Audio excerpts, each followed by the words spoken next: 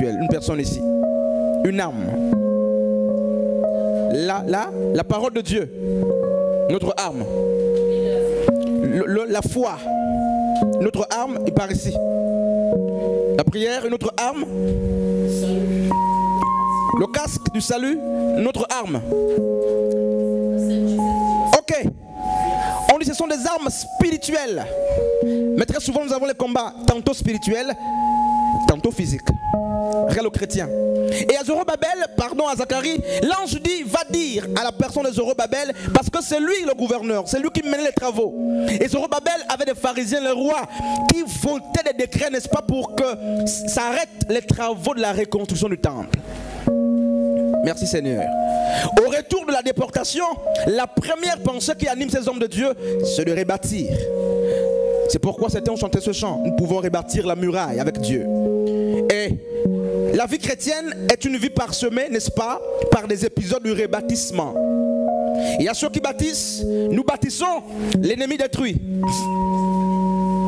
Tu bâtis les voisins détruits, tu bâtis la famille détruite. Et on nous a fait comprendre que les idéologies, donc la culture même, regarde, il y a des gens qui sont arrêtés même dans l'esprit parce que les idéaux leur ont fait comprendre que avec leur niveau là, leur niveau de vie, rien ne peut se faire. Les idéologies. En vérité, nous sommes en prison, mais en fait, nous sommes dans nos propres prisons, les prisons idéologiques. Je nous dis la vérité, frères et sœurs. Il y a des personnes ici qui ne peuvent pas s'imaginer un jour être à la présidence. Il y a des personnes qui ne peuvent pas s'imaginer un jour être ministre. C'est bloqué dans l'esprit, dans l'espace même. Et nous pensons comme des poussins, je n'ai pas envie de revenir sur ça. Nous sommes très limités. Regarde frère, la grandeur que tu cherches dépend aussi des idéologies qui t'animent. Ce que tu t'es dit, je ne m'arrête qu'ici. Je vais faire les études, je serai peut-être médecin. Et ça s'arrête là. J'ai ma femme, je veux m'arrêter à tel niveau là. Tu es bloqué. Les idéologies, ce sont des montagnes. Très souvent, ce n'est pas forcément les démons. C'est pourquoi moi par exemple dans ma famille, frère, non je ne parle pas de ma famille, je préfère parler de notre famille là. Oh frère, je regardais hier et puis je me suis dit Seigneur, toute une famille, des mères, des oncles, des tantes, des neveux, des vieux et des jeunes, pas de mariés. La seule personne qui avait quand même été mariée à la dot, c'était ma mère. Le reste, il n'y a pas. Puis j'étais hier en train de lire, mais je lus. On dit, je vais relire ce texte là fort, n'est-ce pas?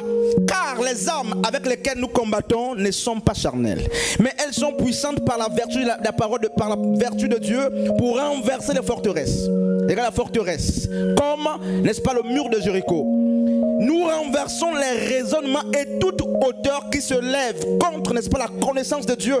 Et nous amenons toute pensée négative à l'obéissance de la parole de Dieu. Or, ces hauteurs, c'est aussi parfois des liens ancestraux. Ces hauteurs, c'est parfois les alliances de famille. Tu fais tout, tu jeûnes et tu pries, tu te dis que... Écoute frère, écoute. Il y a une délivrance qui s'opère au niveau des gènes. La délivrance, ce n'est pas la parole de Dieu comme c'est écrit dans Jean chapitre 8, 32. Vous connaîtrez la vérité et la vérité vous affranchira. Il y a des niveaux d'affranchissement. C'est pourquoi certains, pour l'avoir compris, ont même instauré dans leur milieu d'église les cures d'âme. Regarde Lazare. Lazare dans Jean 11 sort de la tombe, mais la parole de Christ qui a dit à Lazare sort ne suffisait pas pour délivrer totalement la personne de Lazare. Comme pour dire que la parole libère, mais la parole doit bien libérer. La parole libère, elle ne libère pas totalement. Pourquoi? Il faut que tu aies conscience qu'au-delà de la parole prêchée, il y a d'autres activités qu'il faut mener pour vaincre les hauteurs. Les liens de famille, on ne peut pas les vaincre parce qu'on est venu ici un bon matin s'asseoir.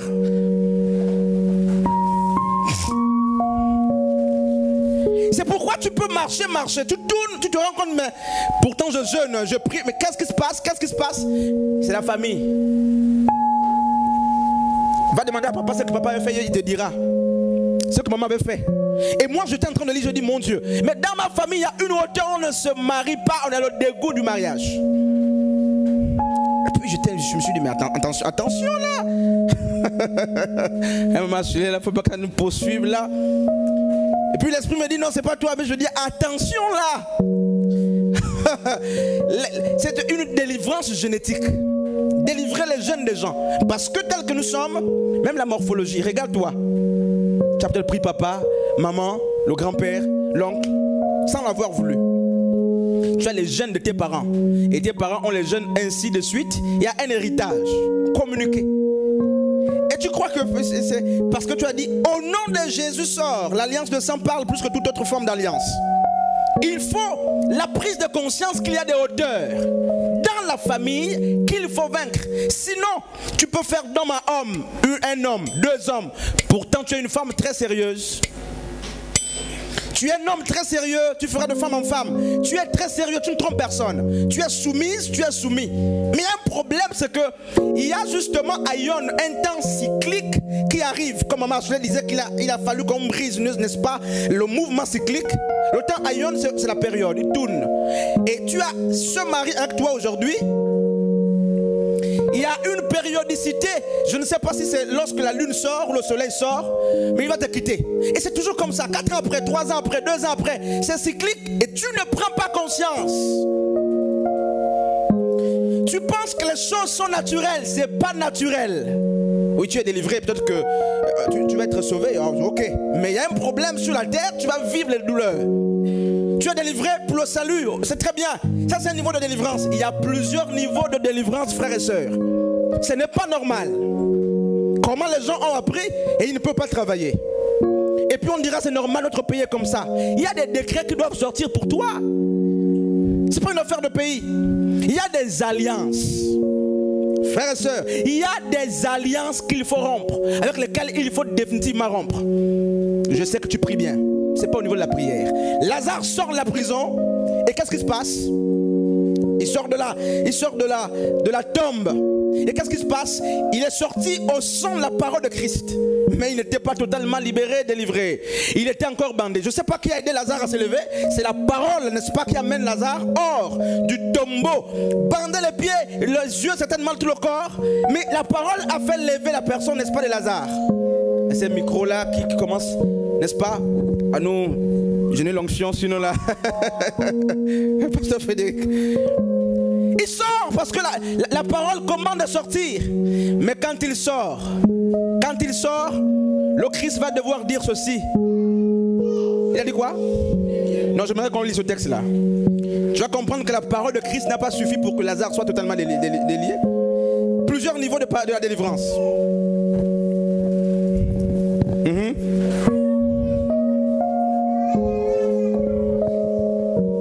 Jean chapitre 11. Vers le verset 41-42 là-bas. Jean chapitre 11.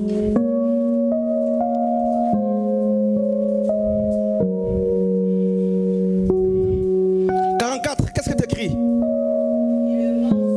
Et le mort sortit. Non, on répare un peu plus haut. 42.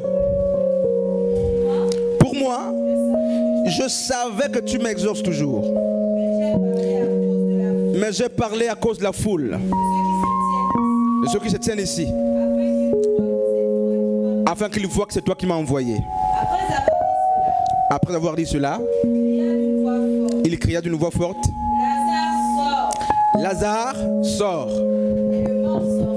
Et le mort sortit.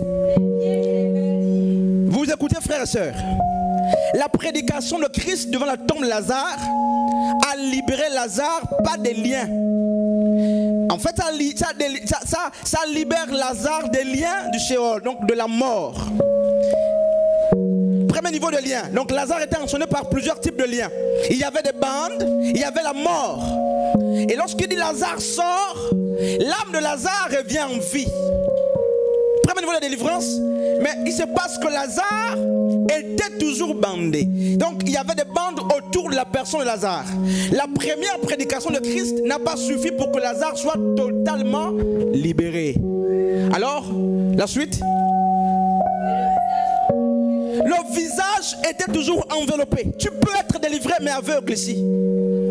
Libéré par Dieu, mais tu ne vois pas. Lazare est sorti de la tombe, mais il ne voyait pas, il ne voyait pas. Il ne savait même pas que le Messie était là. Il ne savait pas ce qui se passait. Lazare est sorti, les pieds étaient toujours bandés, mais c'est la parole de Dieu qui l'a affranchi des liens de la mort. Ce n'est pas suffisant. Qu'est-ce qui se passe, sœur? Jésus leur dit, déliez-le. Deuxième prédication de Christ pour que Lazare arrive à un autre niveau d'affranchissement. La première prédication le sort de la tombe seul. La seconde prédication de Christ s'adresse aux hommes. Écoute frère, regarde ce que Dieu me siffle, n'est-ce pas? Merci Père. Parce que la première prédication n'avait pas d'intermédiaire. Quand Dieu prêche, il parle à la mort. Mais en fait, la mort a obéi, la mort a lâché la personne Lazare. Ensuite, quand Lazare sort, il ne parle plus à Lazare, encore moins la mort. Parle aux hommes qui étaient autour de la personne de Lazare. Je ne sais pas si tu comprends. Il y a des hommes mis à tes côtés qui doivent t'aider à parachever la délivrance que Dieu a commencé à opérer. Parce que hier, lorsqu'il a dit, Edna viens, je ne sais pas si c'est un témoignage qui t'a amené, c'est une louange, c'est une prédication, mais ce n'est pas suffisant, parce que la délivrance ne viendrait pas toujours de témoignages. Il y a des hommes à qui le Seigneur a dit, déliez-le. C'est des pasteurs pour l'église, des anciens, des aînés de la foi. Eux, ils ont la fonction justement de t'aider maintenant, non pas à vaincre le Sheol ou les liens de l'enfer, ils ont la responsabilité de te parfaire. Il dit déliez-le aux hommes. Et les hommes maintenant vont enlever les bandes qui étaient sur le visage de Lazare, aux pieds et aux mains. Frères et sœurs. Et ensuite, il dit quoi, maman? Laissez-le aller. Vas-y, dis encore un peu. La suite. Oui. Alors, certains théologiens disent ceci. Que mais en fait, c'est pas tout. Quand Christ libère Lazare, après ça, il y a une troisième procédure. Il dit lavez-le. Voyez, frères et sœurs, hommes de Dieu. C'est même pas ça le message, mais je finis quelque part. Frères et sœurs. Alors, Zorobabel avait ces 3 niveaux de montagne. Si vous voulez 4. Les problèmes, donc les difficultés pour rebâtir le temple de Dieu. Il y avait des hommes, le roi et les Samaritains qui s'opposaient farouchement justement au peuple de Dieu. Il y avait des idéologies également qui s'étaient levées contre la personne de Zorobabel. Et Dieu a vu Zorobabel très inquiet, tarabusté par les problèmes. Alors Dieu va parler par l'intermédiaire, je finis là, je suis par là, de Zacharie, son homme qu'il a choisi, qui était aussi participant de l'œuvre. Chacun à son niveau. Toi tu rebâtis, moi je communique avec Dieu pour t'édifier, pour t'aider à te relever. Et Zacharie va communiquer avec l'ange de Dieu qui a dit à Zacharie, va dire à Zorobabel, qui es-tu grande montagne? Hier, nous avions dit que c'était la personnification. Mais en fait, Dieu m'a montré quelque chose. C'est pas tant la personnification, mais en fait, c'est la personnification si on prend la montagne au premier degré comme étant des difficultés naturelles. Mais si la montagne, il s'agit de Samaritains qui sont des personnes, donc c'est la chosification. Mais en fait, quand il dit qui es-tu grande montagne, c'est un mépris total. Frères et sœurs, il y avait 2 versions hier. Une version disait qu'ils ont parlé, il a parlé à l'imparfait. Notre version dit justement c'était un discours rapporté fidèlement. Les paroles sont rapportées au présent indicatif. Et en marchant, Dieu était en train de nous illuminer. On est devenus des Illuminati. Donc Dieu nous a ouvert l'esprit pour comprendre. Mais qu'en fait, est-ce que l'action était passée? Non, l'action n'était pas passée. L'action était présente pour Zorobabel, pour Zacharie. L'action physique existait. Mais quand l'ange parle au passé, c'est pour dire que j'ai accompli ce qui n'est pas encore accompli dans votre temps. Va parler à l'imparfait parce que ce que vous voyez présentement, je l'ai vu hier. C'est accompli, c'est achevé. Si dans le règne des humains, n'est-ce pas, il y a encore des oppositions ou des montagnes devant Zorobabel, dans le règne de Dieu, va lui dire que qui étais-tu grande montagne? Ce que l'action de la montagne était achevée. Frères et sœurs, il va dire qui es-tu grande montagne? Tu seras aplané. Et frères et sœurs, je finis là. Il y a des montagnes à tous les niveaux. J'ai vu comment Dieu a minimisé, n'est-ce pas, ses hauteurs. N'est-ce pas, il les amène, il parle d'eux comme étant des choses. Il minimise. Quel degré de la foi, frères et sœurs? Et je ne sais pas quelle montagne t'anime. Je ne sais pas si tu as aussi viré comme le patriarche Abraham par le mensonge, en répartant, n'est-ce pas, en Égypte, et par la compromission. Je ne sais pas s'il y a une montagne qui se lève, mais naturellement, chacun de nous fait toujours face à une quelconque montagne. Il suffit que tu l'identifies. Il dit, qui es-tu, grande montagne? Écoute, il y a des problèmes, en fait, qui ne peuvent être résolus que par la foi. Et la Bible dit justement dans Hébreux chapitre 11 à partir du verset 6 là-bas que mais pour l'avoir obtenu, les anciens ont eu un témoignage favorable. Même le témoignage, c'est la foi qui donne le témoignage. Alors, tu vas identifier. Je ne sais pas, pendant que je finis, est-ce que c'est le mépris qui a une montagne dans ta famille? Est-ce que c'est dans le ministère? Est-ce que c'est les études? Est-ce que c'est l'emploi? Est-ce que c'est la peur? La peur est une montagne. Les idéologies sont des montagnes. Est-ce que ce sont des alliances familiales? Est-ce que c'est une pression antérieure, ancestrale? Mais en fait, ce n'est pas l'ange qui dira qui es-tu, grande montagne. Tu dois le dire toi-même. Tu dois dire à la montagne qui es-tu. Mais en fait, tu méprises la montagne. Qui es-tu? Nous sommes dans une dynamique, une perspective, n'est-ce pas, d'avenir. Et nous voulons amener l'Église à réaliser la portée de la foi. Apprenons à parler aux problèmes. Apprenons à prophétiser sur nos problèmes. Et je crois, Zacharie est parti dire justement à Zorobabel, écoute ce que Dieu a dit. Il a dit, la montagne n'en est rien devant toi. Mais toi, tu connais ta montagne. Est-ce que tu veux la chérir? Moi, quand j'ai lu ce texte, je n'ai pas dit qui es-tu, grande montagne. J'ai mis qui es-tu, montagne. Parce que je n'ai pas envie de la qualifier grande. L'ange a mal parlé. Bon, pas mal parlé, mais en fait, l'ange, je ne sais pas pourquoi l'ange peut appeler une montagne grande. Je ne peux pas avoir la prétention d'appeler une montagne grande. Parce qu'avec tout le langage de mépris, je dis qui es-tu, montagne. Dire montagne, tu es grande, c'est comme tu acceptes, n'est-ce pas, sa taille, sa hauteur. Nous devons vaincre avec certaines situations, avec certaines choses, par la prière et par la foi. Mais en fait, regardez comment Goliath était en train d'insulter la personne de David. Le mépris suffisait pour que l'armée de Dieu soit anéantie. Et dans le plan, justement, dans le combat spirituel, il faut apprendre à mépriser l'adversité. Il faut apprendre à mépriser, pas par orgueil, mais par la foi. À mépriser par la foi, n'est-ce pas, l'adversité. Qui es-tu, échec? Je voudrais que tu identifies le problème crucial, épineux, qui anime soit la famille, soit ta vie. Tu dis, mais qui es-tu? Alors, tu vas l'identifier là où tu te trouves. Tu n'es pas obligé de le dire pour que j'écoute, mais tu vas le mépriser. Tu vas dire, mais qui es-tu, célibat? Qui es-tu, avortement? Qui es-tu, fausse couche? Qui es-tu, échec? Qui es-tu, peur? Qui es-tu, chômage? Ça nous anime, ces problèmes. La vie chrétienne n'aura pas de sens si les âmes souffrent. Et je refuse de prêcher un évangile linéaire ou littéral qui n'amène pas les gens, n'est-ce pas, à l'épanouissement. Ça existe. Une prédication qui donne les faits. Mais il faut bien que l'âme également se réjouisse.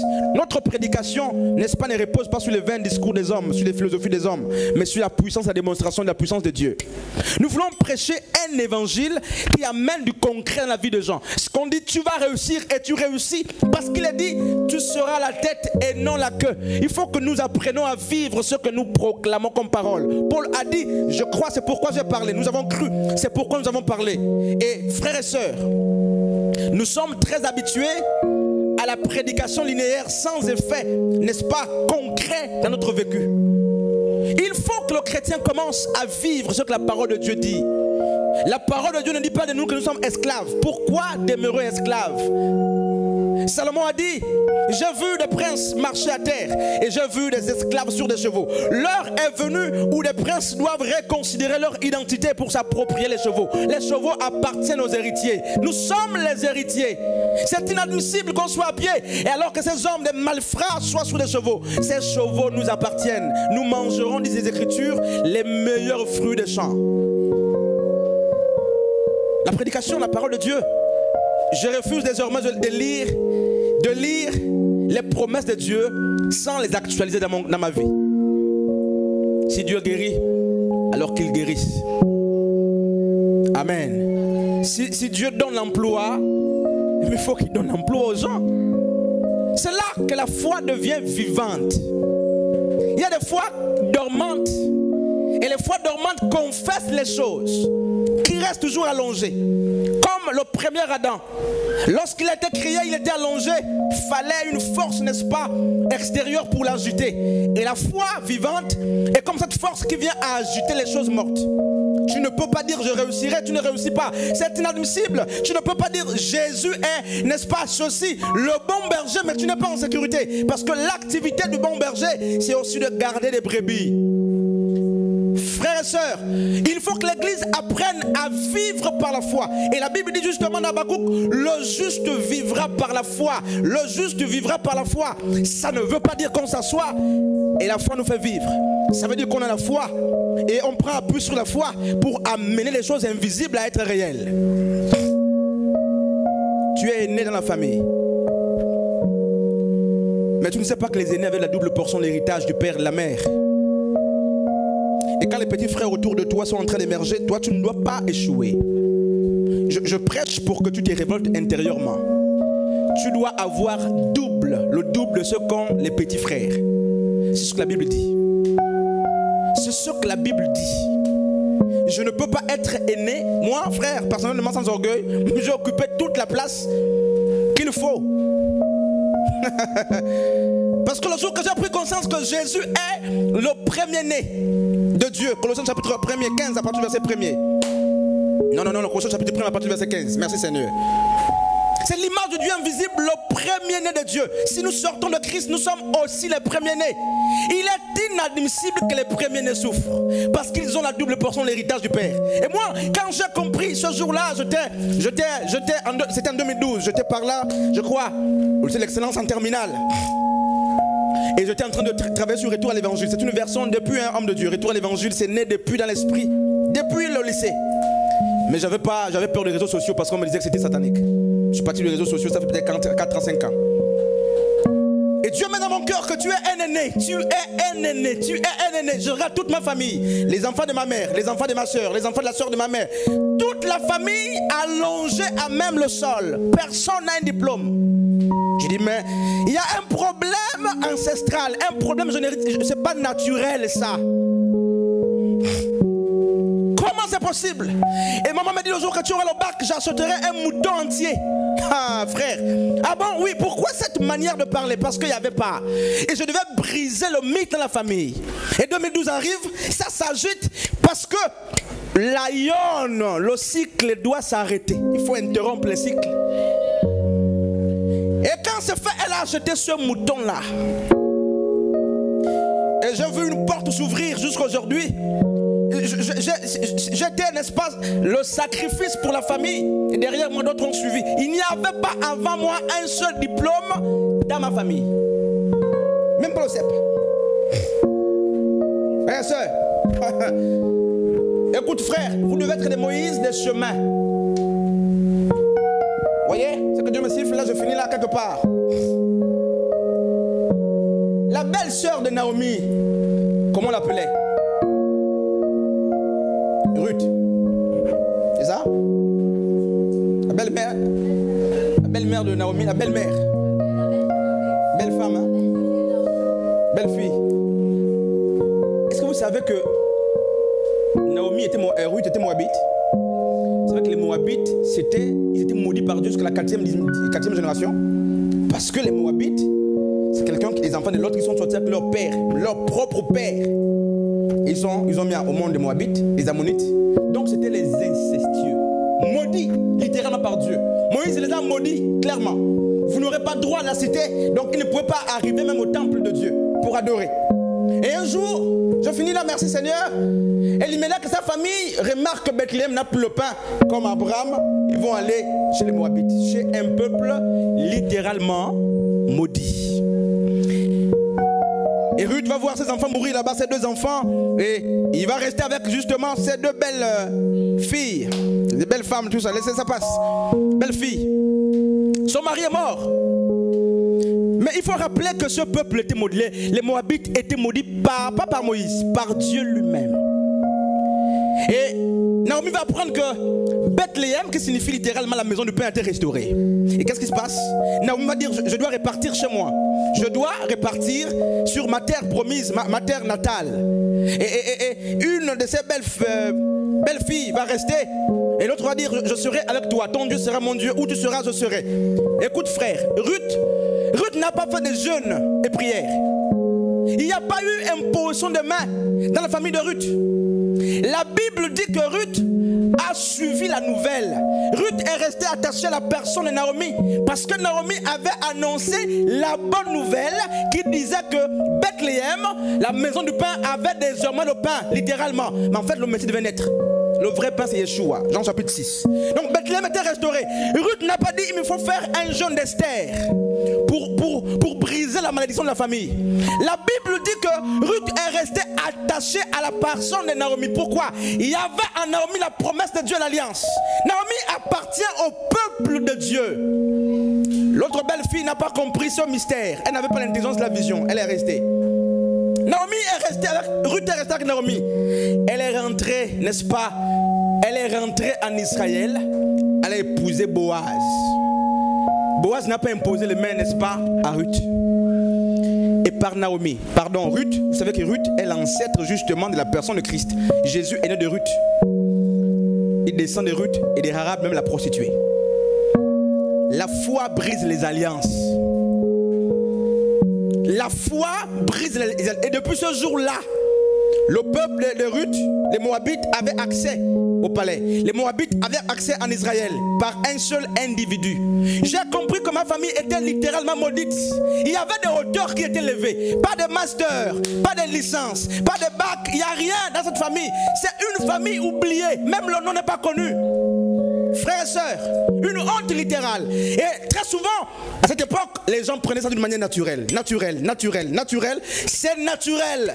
Et quand ça devient naturel, ça devient fatigant. Toi-même qui vis ça, tu sais quand même, je vais m'arrêter parce que c'est naturel chez nous. Je ne ferai pas d'enfant, c'est naturel. Je sais que je ne vais pas me marier parce que c'est naturel. Je ne vais pas travailler parce que c'est naturel. Naturel? Le naturel, frères et sœurs, c'est Satan des hauteurs. Et j'ai affranchi ces barrières doucement pour ouvrir avec Dieu, sans la grâce de Dieu, les portes aux autres frères. Et ceux qui viennent après ont une lueur d'espoir. Nous sommes les élites. Nous sommes les premiers nés. Il y a une femme avant moi, mais je suis le premier garçon. Naturellement, les garçons sont traités, c'est les seuls qui ont coupé le prépuce. À l'époque d'Abraham, c'est son qui rentre en alliance, c'est pas la femme. Donc frères et sœurs, tu dois briser la montagne. Tu dois mettre fin à l'hémorragie. Ce que nous devons voir les choses autrement. La vie est spirituelle. Ce qu'on voit physiquement là, frère, ça commence loin.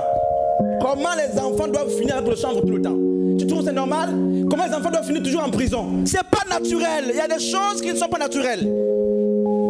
Frères et sœurs, et quand Dieu m'a dit retour à l'évangile, j'ai compris qu'il y avait des choses. Et Dieu m'a ouvert les yeux. Et il a brisé. C'est avec moi qu'il a brisé, n'est-ce pas? Cette hémorragie satanique spirituelle. Ces hauteurs qui étaient venus embrigader ma famille. Et depuis lors, plus personne ne passe par là. Frères et sœurs, tu dois menacer la tempête. Tu dois menacer, n'est-ce pas, la montagne. Tu peux travailler, tu vas travailler au nom de Yeshua. Arrête de dire il y a le chômage au pays.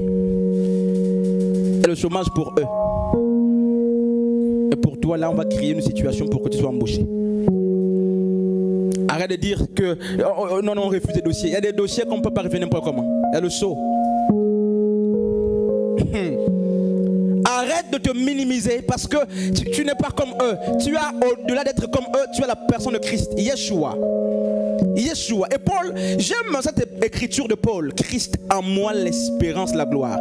Je ne sais pas, mais cette portion des écritures m'a toujours hanté l'esprit. C'est toujours imprimé au dedans de moi parce que Christ en moi, même si on a dit, c'est toi de ceux qui passeront. Écoute frère, tu pars avec le sang de la personne de Christ. Enfin, tu prends les choses naturellement parce que tu n'as pas compris la force du sang de l'agneau. S'il y a 3 personnes qui doivent aller en mission, n'est-ce pas? Il faut comprendre que tu n'es plus une personne naturelle. Tu es extraordinaire. Tu as le sang de la personne de Christ. L'Esprit de Dieu t'a cacheté. Il a imprimé son nom sur toi. Frères et sœurs, il faut que l'Église rentre pleinement dans ses possessions. Qu'est-ce que Dieu a promis à l'Église? Arrêtons d'être l'Église qui crie, qui ne vit pas la réalité des Écritures. Nous avons dit que l'exégèse nous permet simplement de situer les Écritures. Non, nous voulons l'herméneutique. Quitter l'exégèse, quitter la récitation des Écritures pour vivre le